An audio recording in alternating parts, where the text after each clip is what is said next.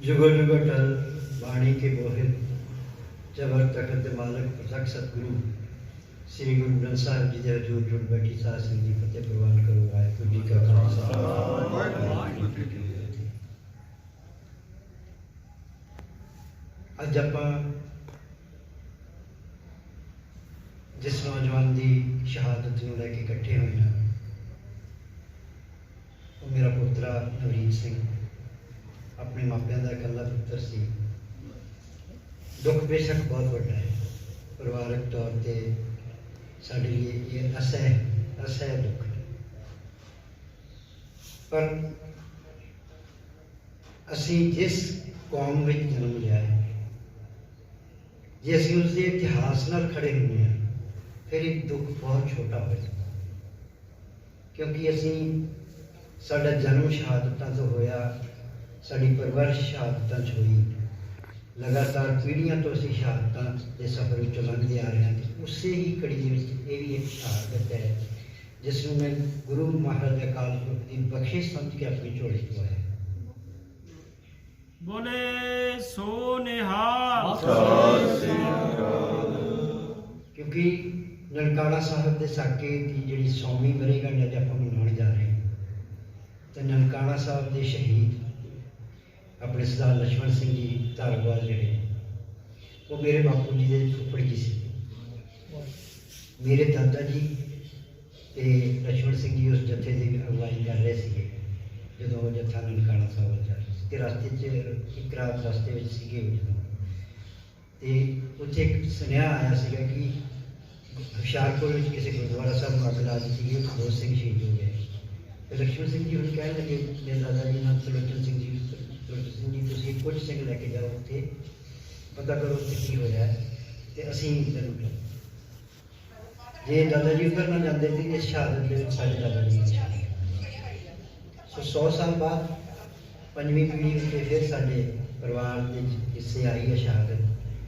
और ये जो साडा परिवार का पिछोकड़ है, जो पंथ पिछोकड़ है, जो लगातार साढ़े दादा जी ने साढ़े बापू जी ने सानू ते असीं कहा अपने परिवार में ट्रांसफर किया।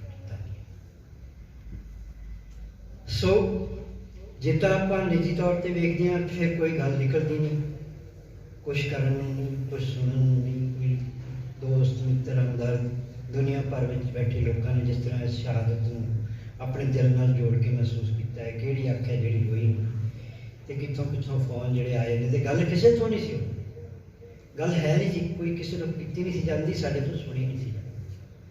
पर क्योंकि आप इतिहास नाल खड़े हैं, इतिहास के विचों लंघ के आए हैं। मैं अज भी उधर भी जिक्र किया, हुण भी मैं जिक्र करदा है कि आ 40 साल का सफर तो सानू हो गया। जज साहब तुसीं सारे वेखदे हो, आप इसे सफर चों लंघ के आए, कालियां दाड़ियां नाल असीं आए सन तुहाडी उमर च, अज असीं बजुर्ग हो गए, तुसीं साडे थां ते आ जाना ते असीं यही काम करी जांदे भी नवरीत की उम्र के इस तो छोटी उम्र के बच्चे जिहड़े आ वो 83 तो बाद 95 तक का जिहड़ा दौर आ, साढ़े कोलों कितने बच्चे गए जो वापस नहीं आए। असीं उन्हां दी बरसियां मनाइयां, असीं उन्हां दे भोगां ते गए, उन्हां दे अरसियां नूं कंधे दित्ते। इस सिलसिला तो साढ़े लगातार जाए, उस सिलसिले के ये नवरीत की शहादत भी उसी तरह की शहादत है। तो मैं समझदा कि जे ये शहादत है जिहड़ियां पिछलियां साडियां शहादतां ने उहदे विच भी साडे नाल यही होया भी बहुत वड्डियां शहादतां तो बाद भी कौम नूं जिस तरह की अगवाई चाहिए सी, जिस तरह की शहादतां का जिहड़ा अंजाम सीगा जिहड़ा होना चाहिए सीगा, जिस काज की शहादतां ने असीं काज की प्राप्ति ने जिहड़ा कौम के आगुआं नूं सानूं अगे लैके वधना सी, नहीं वधे। अज फिर वो मुकाम बने कि जिस कॉज की शहादत हुई है उस कॉज की अगवाई कर रहा है जी लीडरशिप उन्हें बहुत बड़ी। पर मैं एक बेनती करता, मैं मन च गुस्सा से बहुत कुछ किया है उस लीडरशिप के खिलाफ, क्योंकि उन्होंने वजह करके सर बहुत तकलीफा झकनी पई। पर मैं हूँ ये गल कहनी चाहूँगा आप सारे हूँ आप, क्योंकि जिस मुकाम से संघर्ष है इस मुकाम से कभी अगवाई नहीं करनी, ये लीडर ही अगवाई करेंगे, इन्हों चो ही आप अगवाई करांगे। इन्होंने जिहड़ियां कमजोरियां ने उन्होंने आप बह के उन्होंने नाल बह के दूर करिए। उन्होंने भी कोई गिले हो सकते हैं, उन्होंने कमजोरियों के पिछे भी कोई कारण हो सकते, वही आप दस अपने हम बाकी गल्लां करन नालों ज़्यादा जरूरत है कि आप उस संघर्ष में मजबूत करिए। और संघर्ष मजबूत तो होंगे जो लीडरशिप तो लीडरशिप मजबूत नहीं हैगी, कमज़ोर हैगी, डिमोरलाइज हैगी, प्रैशर है, सरकार का प्रैशर है, क्योंकि वो गलत पैंतरे ते आ गए। जिथे उन्होंने ऑफेंसिव होना चाहिए सो डिफेंसिव हो।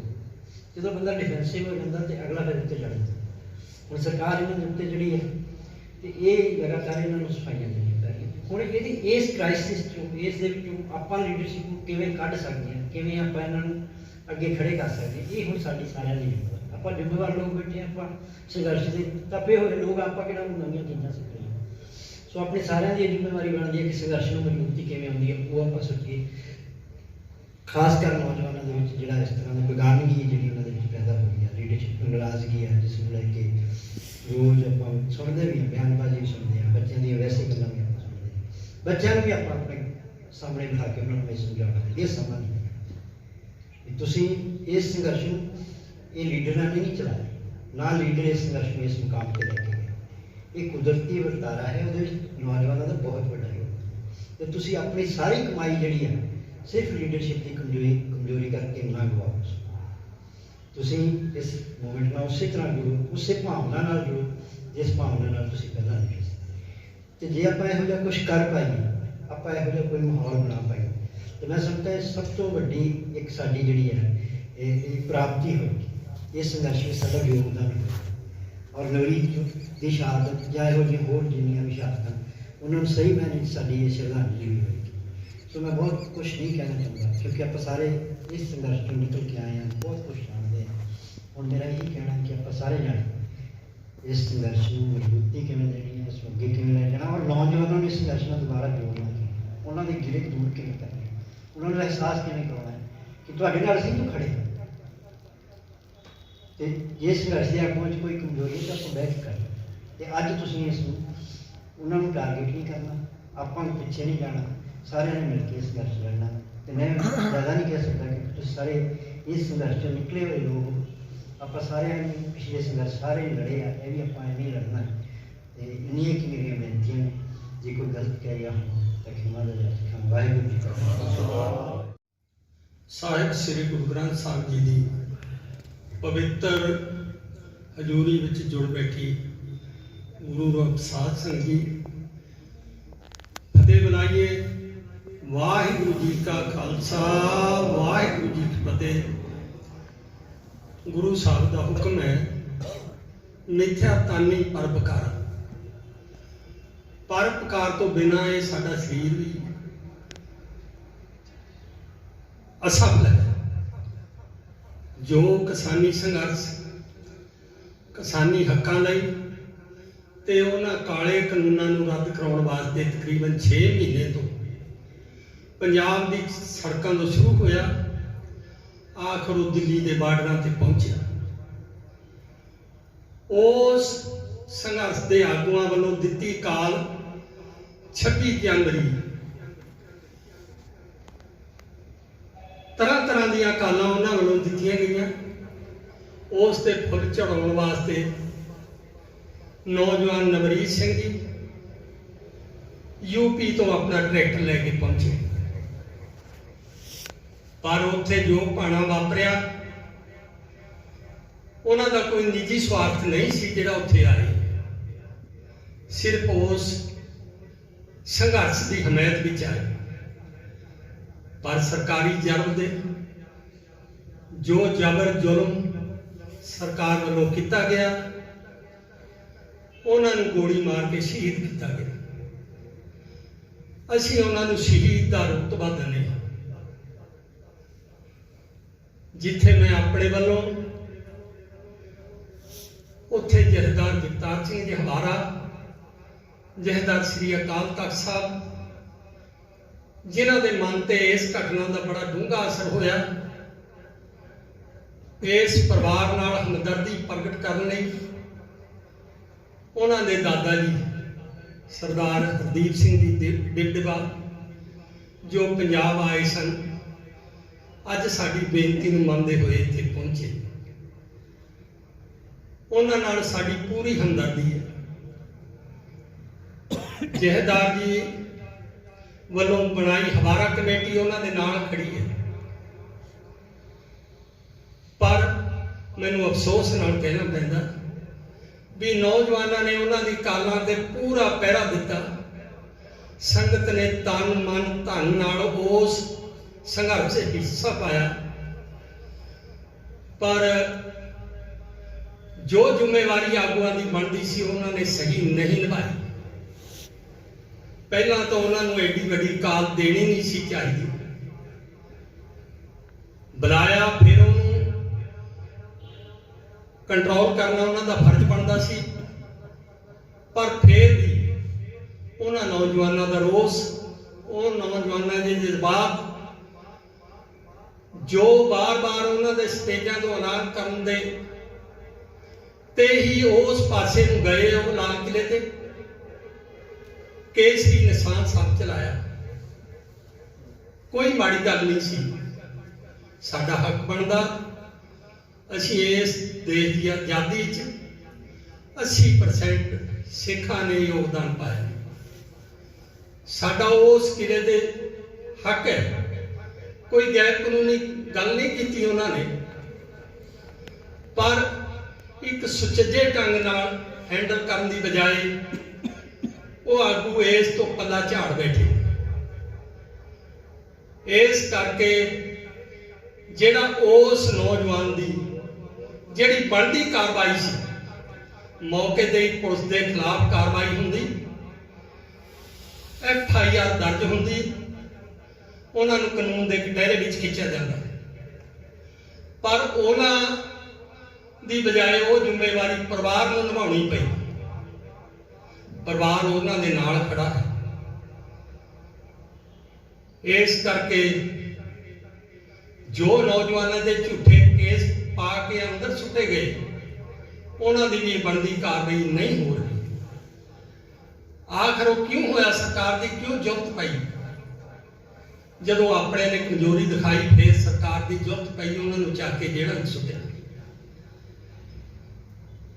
ਮੈਂ ਇੰਨੇ ਸ਼ਬਦਾਂ ਵਿੱਚ ਸਰਦਾਰ ਹਰਦੀਪ ਸਿੰਘ ਜੀ ਵਿਧਵਾ, ਉਹਨਾਂ ਨਾਲ ਹਮਦਰਦੀ ਜ਼ਾਹਰ ਕਰਦਾ। ਜਹੇਦਾਰ ਜੀ ਵੱਲੋਂ ਹਮਦਰਦੀ ਉਹਨਾਂ ਨਾਲ ਪੂਰੀ ਹੈ, ਜੋ ਸਮੇਂ-ਸਮੇਂ ਤੇ ਦਾਸ ਨੂੰ ਸੁਨੇਹਾ ਲਾ ਕੇ ਹੁਕਮ ਕਰਦੇ ਰਹੇ। ਅੱਜ ਅਸੀਂ ਇੱਥੇ ਆਇਆ, ਆਪਣੇ ਧੰਨਵਾਦ ਸਮਝਦੇ ਹਾਂ ਕਿ ਉਹ ਸ਼ਹੀਦ ਨਵਰੀਤ ਸਿੰਘ ਦੇ ਦਾਦਾ ਜੀ ਅੱਜ ਇੱਥੇ ਸਾਡੇ ਕੋਲ ਪਹੁੰਚੇ ਹੈ।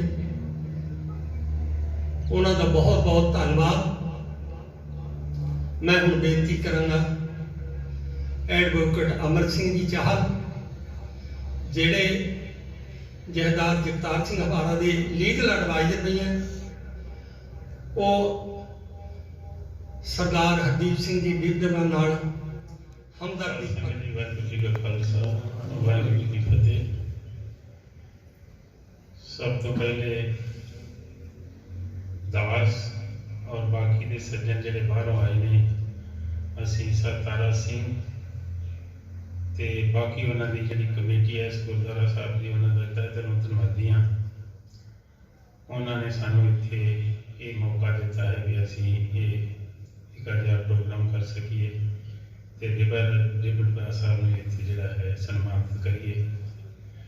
ਗੁਰੂ ਘਰ ਵੈਸੇ ਤੇ ਬਣੇ ਹੀ ਇਹੋ ਜਿਹੀਆਂ ਅੱਛੀਆਂ ਗੱਲਾਂ ਨਹੀਂ ਨੇ, ਪਰ ਬਹੁਤੇ ਗੁਰੂ ਘਰ ਜਿਹੜੇ ਨੇ ਉਹ ਇਸ ਗੱਲ ਨੂੰ ਮਾਨਤਾ ਨਹੀਂ ਦਿੰਦੇ।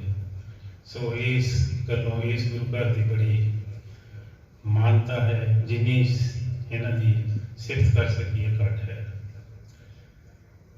ਬੜੇ ਦੁਖਦਾਈ ਘਟਨਾ ਪਿਛਲੇ 30-35 ਸਾਲ ਤੋਂ ਦੇਖ ਰਹੇ ਹਾਂ। ਜਦੋਂ ਤੋਂ 1978 ਦਾ ਸਾਕਾ ਹੋਇਆ ਅੰਮ੍ਰਿਤਸਰ ਤੋਂ, ਉਸ ਤੋਂ ਬਾਅਦ 1984 ਤੇ ਸਰਕਾਰ ਦਾ ਜ਼ੁਲਮ ਜਿਹੜਾ ਹੈ ਉਹ ਅਸੀਂ ਅੱਖੀਂ ਦੇਖਿਆ, ਔਰ ਜਿਨ੍ਹਾਂ ਪਰਿਵਾਰਾਂ ਨਾਲ ਵਰਤੀਆਂ ਉਹਨਾਂ ਨਾਲ ਰੋ ਕੇ ਦੇਖਿਆ, ਉਹਨਾਂ ਨਾਲ ਬੈਠ ਕੇ ਦੇਖਿਆ।